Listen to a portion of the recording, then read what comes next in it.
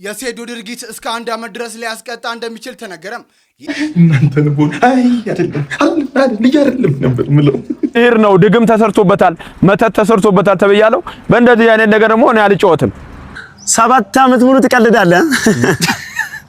ምን ላርግ አንተ ሁለተኛ ዓመት ነው። ከ120 ሚሊዮን 130 ሚሊዮን ህዝብ ጋር ለመጣላት ቸኩለሃል መሰለኝ። ሴዶ ማርሻል ውድድሩን አልወዳደርም ያለ ነው። 4-3 ቀን ነበር የቀረው። ምን ተፈጠረ? ለምንድነው አልወዳደርም ያለው? ምንስ መዘዝ ያመጣበታል? እንዲሁም እነጌች ምን አይነት ምላሽ ሰጡት የሚለውን በሰፊው ይዳስሳል። እስከ መጨረሻው እንድትቆዩ ጋበዝኳችሁ። ሮባ ነኝ። ይሄ ሶፊ ቲዩብ ነው። ይመቻች። አንድ እርምጃ ወደፊት የግል ትምህርት ቤት ከተማርክ፣ አንድ እርምጃ ወደፊት በየበዓሉና በየፕሮግራሙ አዲስ ልብስና ጫማ ከተገዛለህ፣ አንድ እርምጃ ወደፊት ከወላጆችህ ጋር መዝናኛና መጫወቻ ቦታ ከሄድክ፣ አንድ እርምጃ ወደፊት ወላጆችህ ስማርት ስልክ ገዝተው ከሰጡክ፣ አንድ እርምጃ ወደፊት ቤተሰቦችህ ምን እንደሚያስፈልግህ ይጠይቁህ ከነበር፣ አንድ እርምጃ ወደፊት ቤተሰቦችህን ለመርዳት ገና በልጅነት ስራ ከጀመርክ። ዋው ዋው! እንደኔ ያዘነ ኮመንት እንዲያደርግልኝ እፈልጋለሁ። በጣም ልብ የሚነካ ነገር ነው። ቤተሰቦቻችን እንግዲህ ዋጋ ከፍለው ያማራቸውን ነገር ሳያደርጉ ለቤተሰቦቻቸው ለልጆቻቸው ዋጋ የከፈሉ ብዙ አባት እናት ቤተሰቦች አሉንና ክብር ለነሱ ይገባ እያልኩኝ በጣም ተቻርጎኛል በእኔ በኩል።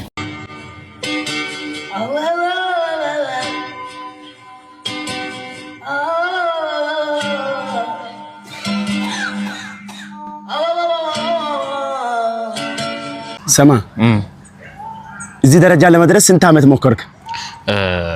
ወደ 7 ዓመት። 7 ዓመት? ያ በእኛ ስመነዘር ስንት ይሆናል? በእኛ ስመነዘር ዶላር እኮ አይደለም 7 ዓመት ነው። 7 ዓመት ሙሉ ትቀልዳለህ። ምን ላርግ አንተ ሁለተኛ ዓመት ነው። ሰማ እኔ ምን ማለት ነው የሆነ ፈጣሪ ብሎልኝ የሆነ ታርሶ ማያልቅ ብር ቢሰጥ ምን ታደርጋለህ? በዚህ ፊት እኔ ታውቃለህ መቼም እኔ የሴት ጀርባ እንዴት እንደማይ በጣም ታያለህ። አቀጥ አንተ ራስህ ታያለህ እንዴ? እኔ አላይም። እኔ ባይኖር ማለት ነው እንደዚህ ዘንጭ አለብስም። ሾልካል አንተ በጣም ታያለህ። ምንድነው ሰውነቴ? እሺ እጂ ቅጥነቴ ምንድነው የምታረው? ሰውነት አትበላም?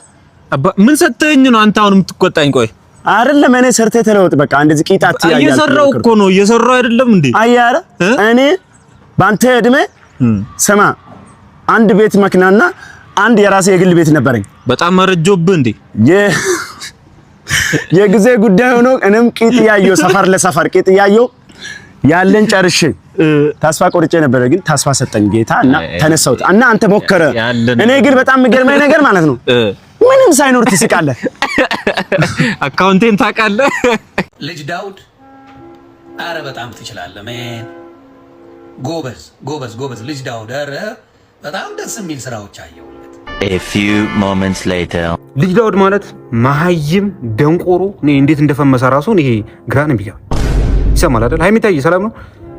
በምን አይነት መንገድ እንደፈመሰ ምንም ሳያውቅ መሀይምነቱን ይዞ የፈመሰ ሰው ማለት እሱ ነው። ይሄ መልእክት ለኢትዮጵያ ሕዝብ ነው። እኔ ውድድሩ የቀረው 4 ቀን ነው፣ ግን እኔ አልወዳደርም። በቃ መወዳደር አልችልም። እኔ ለምን እንቁላሉን እኔ አስጠይቄያለሁ፣ በሃይማኖት ማስጠይቄያለሁ። ሲህር ነው ድግም ተሰርቶበታል መተት ተሰርቶበታል ተብያለሁ። በእንደዚህ አይነት ነገር ደግሞ እኔ አልጫወትም። ስለዚህ ኢትዮጵያ ትኬት የገዛችሁ ለውድድሩን ስፖንሰር ያደረጋችሁ ምናምን እኔ አልጫወትም ማለት ነው። ድግም ሰርቶ ነው። ከዚህ በፊትም ንቃተ ህሊናን በእንቁላሉ ከመታው በኋላ ነው በቃ ልጁ ከዛ በኋላ የጀዘበው ማለት ነው። ስለዚህ እኔ ውድድር አልወዳደርም። ትኬት የገዛችሁም ሰዎች በቃ ወይም ሌላ ተደባዳቢ ከውጭ አምጡልኝ። ሐሙስ ሌላ ከመጣችሁልኝ እገባለሁ። ግን ከዚህ ሰውዬ ከመተታም ሰውዬ ጋር አልገባም። በቃ ከዚህ ከበቀሉ ጋር አልገባም። ይኸው ቲሸርታችሁን ውሰዱ። አልፈልግም። ያዝ ውሰድ። ከሀገር እንዳይወጣ አየር መንገድ ክትትል ይደረግልን የምትሉ አይገባም ብዬ ያስያዝኩት እኔ ቴንኪዩ ሴዶ አረ ሁሉም ሐኪሞች ዝግጁ ነን፣ አትፍራ ሴዶ፣ ጉዳት ቢደርስብህም አለንልህ። በፖሊስም ቢሆን ተይዞ ይቅረብልን። በምግብ ነው እንዴ ውድድሩ? እሺ ልብስ የገዛ ነውስ ምን እንሁን? ቢጃማ አድርገው ቢጃማ። ሴዶ እሺ እግርህን አይሰብርህም በቃ። አረ ሴዶ ኢንትራንስ ውጤት እንኳን እንዳንተ ውድድር እየጠበቅኩ አይደለም። ይሄ ደስ ይላል። አስጠይቄያለሁ፣ በሃይማኖት ማስጠይቄያለሁ። ሲህር ነው፣ ድግም ተሰርቶበታል፣ መተት ተሰርቶበታል ተብያለሁ። በእንደዚህ አይነት ከ120 ሚሊዮን 130 ሚሊዮን ህዝብ ጋር ለመጣላት ቸኩለሃል መሰለኝ። ለምትደባደበው ከ120 ከዚህ ሁሉ ህዝብ ጋር ነው የምትደባደበው። ሰላም መምህር፣ እንዴት ናችሁ? የሰለሞን ከተማ እናትና አባት እኔ ወላጅ አባቱ እሷ እናቷ ነች። እናንተን ቦል አይ አይደለም ልጅ አይደለም ነበር ምለው ወይ ኩራታችሁ። እኔ ምለው አንድ ሌሊት ነው አይደል? አንድ ምሽት ባይተኛስ ባይረገዝ ቆይ እንግዲህ አንተ በሰዓቱ ወጣት ነው መቼስ እሱን ስትወልዱ አይደል? ፊልድ አትወጣም። ስማርት ነው እንግዲህ ወጣትነት እንግዲህ አይል ነው። አዎ ግን አትቆጣጠር። አው ዶክተር አዘልም አንድ ምሽት አትሳሳት። ስህተቱ ምን ነው ታውቃለህ? ሶል ወደዚህ ምድር ማምጣቱ እንዴ ሶል የሚያክል ሸክም አምጣችሁብን። እኔ የምልሽ ሴት ነሽ አይደል? ሴት ልጅ ብልህ ነች እና ተው ከቴታው እባክህ አትንካኝ ዛሬ ይለፈኝ አትዩ ማለት ወጣትነታችንም አለቀ። ወጣትነትም አይደል? 9 ወር አርግዘሽ እንጉዳይ ወለድሽ። ምን ነው መምህር አይባልም እንደዚህ። ምን ነው አይባልም ነው የሚባለው። ይኸውላችሁ ላለፉት 10 ወራት ካስተማርነው በኋላ ያመጣው ውጤት ወደ ቀጣይ ክፍል ስለማያዘዋውረው ሜቢ ሙቀቱ ይሆናል። በጋ አይመችም አይደል? ወበቃ አለ እሱ ይሆናል ትምህርት እንዳይገባ ያደረገው ብለን ክረምት ጨምረን አስተምረናል እንዲያልፍ ብለን። የእናንተ ልጅ እንግዲህ ያመጣው ውጤት ይሄ ነው። ምንም የለውም እኮ ምንም የለውም። ይህንን ያመጣው ክረምትም አስተምረ ነው። ወቅትም አይገድበው ድድብና ነው ያለው ልጃችሁ። ምን ነው መምህር ቢሳሳ አንተ አታስተምረውም? አንተ የተቀመጥከው ለማስተማር አይደል እንዴ? አልችልም። ሰው ይችላል። ጡብን ምን አድርጌ ላስረዳው? የሴዶ ድርጊት እስከ 1 ዓመት ድረስ ሊያስቀጣ እንደሚችል ተነገረም። የኤምኤምኤ ውድድር ሊያደርግ ጥቂት ቀናት ብቻ የቀሩት ሴዶ ማርሻል ድግምት ሰርቶብኛል በሚል ምክንያት ከውድድሩ መውጣቱን ማስታወቁ በማህበራዊ ሚዲያ ላይ በከፍተኛ ሁኔታ መነጋገሪያ ሆኗል። ሴዶ ተፎካካሪው በእንቁላል ድግምት እንዳሰራበትና ከሌላ ተደባዳቢ ጋር ካልሆነ በስተቀር ከጆኒ ጋር ወደ ሪንግ ውስጥ እንደማይገባ አስታውቋል።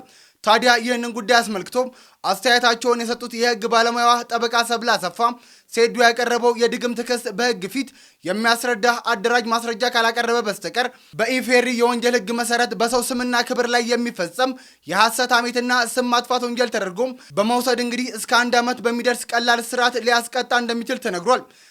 በሴዶ ጉዳይ የእናንተ ሀሳብ ምንድን ነው? ግምታችሁስ ምንድን ነው? ምን ሊሆን ይችላል የሚለውን አስቀምጡልኝ።